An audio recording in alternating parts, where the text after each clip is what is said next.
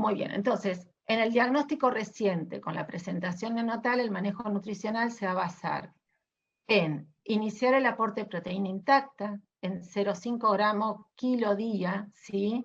Y luego ir titulando, ir gradualmente aumentando en 0,25 a 0,5 hasta llegar al requerimiento proteico según la tolerancia individual de ese paciente, ¿sí? Obviamente esto se va monitoreando y reajustando según los valores bioquímicos, y una vez que se logra llegar a ese aporte, se empieza a incorporar el sustituto proteico para lactantes. Desde ya que el aporte energético es una clave en este momento, en la medida que a la vez vamos disminuyendo y descomplejizando a este paciente ya está aire ambiente, o sea que los requerimientos son importantes, hay que tratar de dar hasta un 50 veces por ciento más de los requerimientos energéticos que necesitaría un neonato en este momento, y a medida que se va disminuyendo el aporte de glucosa. ¿Sí? Bien, los que hace tiempo estamos en el ruedo, como quien dice, y hace años que estamos involucrados en el manejo nutricional de estos pacientes, tenemos como libro de cabecera en el 2001 las famosas guías de Ross, en donde ellos lo que hacen muchísimo hincapié es en tratar de aumentar, o sea, recomendaron durante mucho tiempo un alto aporte de proteína, ya que tenemos restringida la proteína natural en base a los aminoácidos propiogénicos, y para poder cubrir ese aporte proteico, ¿sí? Que está bastante limitado, porque para cubrir esos requerimientos proteicos uno tenía que utilizar dietas de menos de 1 gramo de proteína natural por kilo, uno compensaba con altas cantidades del sustituto proteico para favorecer el crecimiento. Pero todo esto ha sido puesto en duda, en parte por la evolución y las complicaciones de estos pacientes a lo largo del tiempo, y en el 2014 se publicaron las guidelines de diagnóstico y manejo de acidemia propiónica y metilmalónica, en donde empezaron a fundamentar, el que no lo haya leído lo recomiendo porque es una guía de referencia importante, por lo menos para el aspecto nutricional, y a partir de ahí las otras guías que voy a recomendar, llegar a un requerimiento proteico mínimo, ¿sí? Y la diferencia de este aporte sí sería cubierta por sustituto. Rápidamente, después, en el 2017, fueron publicadas las de acidemia propiónica del grupo de GMDI, en base a estas guías previas, que se pueden obviamente extrapolar para el manejo de acidemia metilmalónica, en donde se hace una diferenciación entre la cantidad de proteína intacta y la total. Y finalmente, en el último año, las guías de manejo nutricional de Jurecki, es un consenso, también haciendo hincapié en esto que les contaba, que es la diferencia de manejar un total de gramos de proteína, ¿sí? La diferencia se cubriría con proteína proveniente de aminoácidos propiogénicos, pero habría que llegar a un mínimo de proteína intacta, que esto obviamente va a estar dependiendo generalmente si son las formas severas o no, o si son los pacientes tipo late onset. Bien. Por último, en este último año, ya estas se pueden bajar desde internet, están las guías que son summaries, que las recomiendo no solamente para acidemia metilmalónica y propiónica, sino para muchas de errores congénitos del metabolismo, que están muy sintéticas, del grupo de METED, de Lori Barsten y Fran Rohr, donde también refuerzan este concepto para el manejo tanto de propiónica como de metilmalónica. Entonces, guiándome con estas recomendaciones, ¿sí? Es donde yo arranco con mi paciente a pensar en el cálculo del plan alimentario. Tengo que desde ya ABC, estimar los requerimientos de proteínas y calorías para la edad y sexo de esta paciente, ¿sí? Poder asegurar cubrir el requerimiento de proteína intacta, definir mi goal, mi meta proteica, que esto lo voy a ir ajustando en la medida que vamos a ir haciendo la tolerancia de la paciente, la evolución, los parámetros bioquímicos, y obviamente esto se va a cubrir si se cuenta con leche humana, genial, y si no, con fórmula de inicio, ¿sí? Desde ya para pacientes más grandes sería con alimentos la opción para cubrir proteína intacta. Y recién ahí, una vez que llego a ese aporte de requerimiento proteico de proteína intacta mínima que tolere ese paciente, voy a cubrir ese, si llegó al 100, perfecto. Si no llegó al 100, voy a tratar de agregar un 20% más de sustituto proteico libre en MTBI, ¿sí? Y desde ya, si es necesario, en ese plan que tengo calculado, voy a tener que cubrir el aporte calórico en base a módulos calóricos, ¿sí?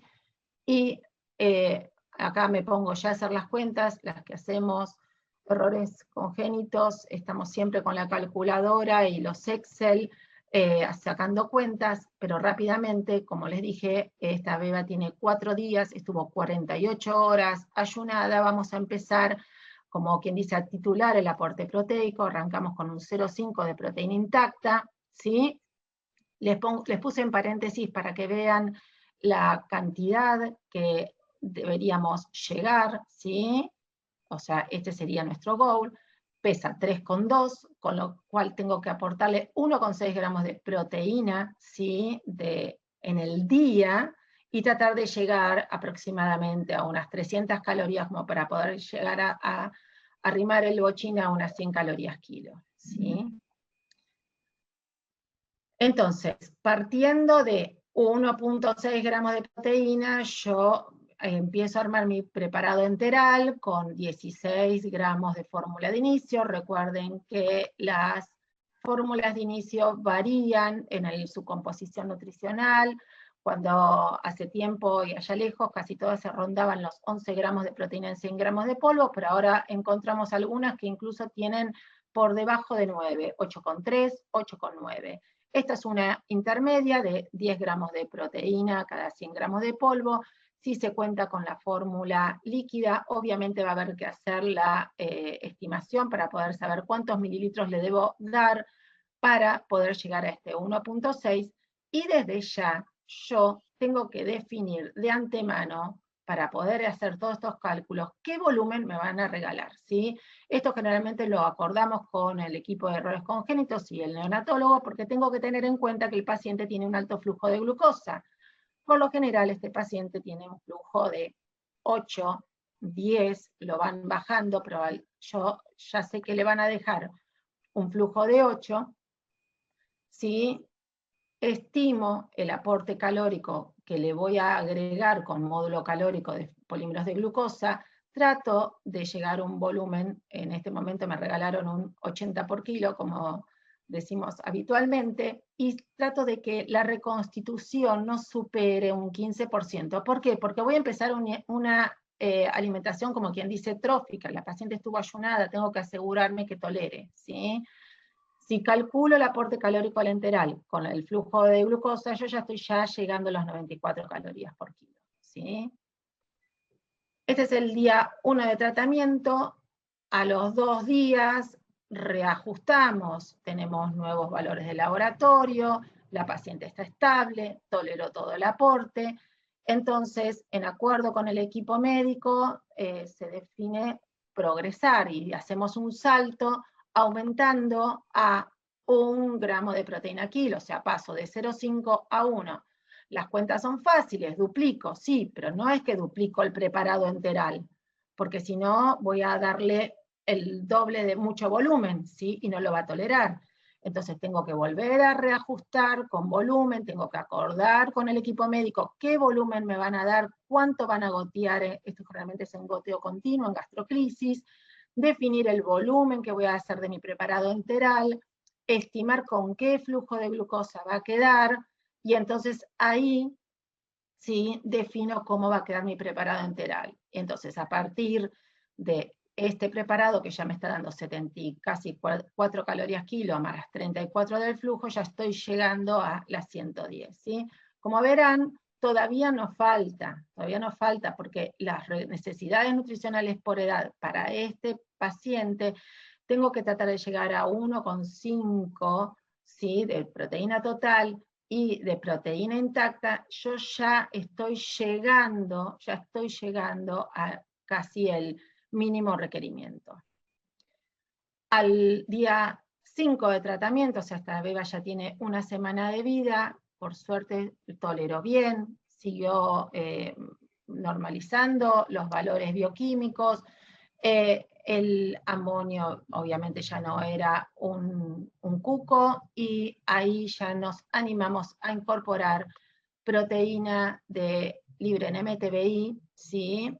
Elegimos una fórmula para lactantes en una cantidad bajita, ¿sí? Y ya tratamos de optimizar el aporte tratando de llegar al 1,6, ¿sí? Quedarme en el medio de los requerimientos, llegar a 1,2 de proteína intacta, o sea, acá ya hicimos un saltito doble, ¿no? Agregamos sustituto, aumento proteína intacta, ya estoy llegando a un lindo aporte calórico, queda un flujito, como quien dice, para mantener la vía, ¿sí? Y ver cómo tolera, y ya después el segundo salto sería hacer prácticamente todo el aporte enteral. Más que nada lo que quiero que tengan en cuenta que es muy importante cuando hacemos estos preparados calcular también las reconstituciones y asegurar, ¿sí?, que el volumen preparado después sea el administrado, ¿ok? Y eso es muy importante, cada uno conoce el centro donde trabaja, coordinar para que la indicación que indica el médico de errores congénitos sea después esa prescripción preparada correctamente, obviamente en el laboratorio de fórmulas, enviada y después que sea administrada correctamente. Esto es toda una seguidilla de situaciones que se tienen que dar para tener éxito terapéutico, ¿no? Entonces, repasando, ¿sí? Esto es como por ahí un cambio en el paradigma de muchos de nosotros, de la forma de abordar una acidemia metilmalónica. Hace 20 años atrás esto no era así. Proveer mínimos requerimientos según FAO, ¿sí? Asegura el aporte de proteína natural intacta, tratando de llegar entre un 60 al 100% del requerimiento proteico total, y después sí complementar con sustituto proteico, esto según tolerancia, obviamente es individualizado. Y 2 mensajes, es muy importante, no ahora en el periodo neonatal, porque generalmente nosotros usamos o leche humana o una fórmula infantil que tiene buen valor biológico, pero hay que tener muy en cuenta la calidad de la fuente de proteínas, ¿sí? Porque si se utilizan proteínas o fuentes de bajo valor biológico, por ahí es necesario tener un aporte mayor, ¿sí? Y desde ya la distribución proporcional a lo largo del día. La instrucción dietaria al alta es algo fundamental y es algo que se va trabajando durante la internación. Hay que ir charlando con la mamá, ir explicándole, tiene que ser algo bien claro, conciso, donde se le explica la distribución, se le muestra hasta las latitas de las distintas cajitas de las fórmulas, se tiene que saber si se va a contar con una balanza, y si no hay que transformárselo en medidas. A veces se enseña a hacer preparados de a 2 biberones o de a 4 biberones, pero es muy, muy importante que estas pautas sean muy, muy claras. Tienen mucho miedo cuando se van del alta, ¿sí? Y esto es fundamental porque si no uno después tiene la reinternación. Y desde ya todos los cuidados del preparado, inocuidad del preparado enteral, y desde ahora nosotros ya empezamos a trabajar en la importancia de la elaboración de los registros, porque eso es fundamental para después evaluar los próximos controles. Bueno, creo que por ahora nada más. Gonza, te paso la paciente de nuevo.